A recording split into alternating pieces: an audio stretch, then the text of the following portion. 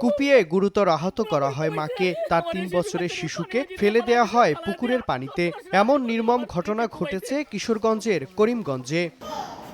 স্বজনরা জানান, পারিবারিক বিরোধের জেরে গত ১৭ ডিসেম্বর কিন্ডারগার্টেন স্কুলের প্রধান শিক্ষক তাসলিমা আক্তারকে স্কুলের অফিস কক্ষ থেকে এনে মাঠে চাইনিজ কুড়াল দিয়ে কুপিয়ে গুরুতর আহত করেন তার স্বামীর চাচাতো ভাই সহ দুজন।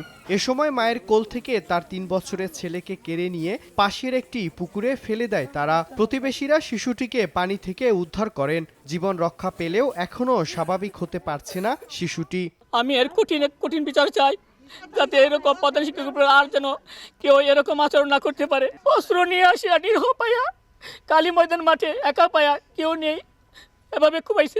আশঙ্কাজনক অবস্থায় তাসলিমাকে উদ্ধার করে শহীদ সৈয়দ নজরুল ইসলাম মেডিকেল কলেজ হাসপাতালে ভর্তি করা হয়। বর্তমানে তিনি হাসপাতালের আইসিইউতে চিকিৎসাধীন।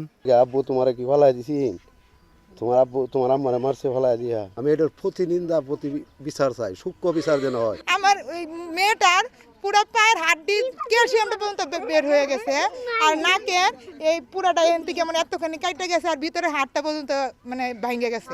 এ ঘটনায় তাসলিমার স্বামী মাসুম পারভেজ বাদী হয়ে করিমগঞ্জ থানায় ৬ জনকে আসামি করে একটি মামলা করেন। তবে ঘটনার ১ সপ্তাহ পেরিয়ে গেলেও কাউকে গ্রেফতার করা সম্ভব হয়নি।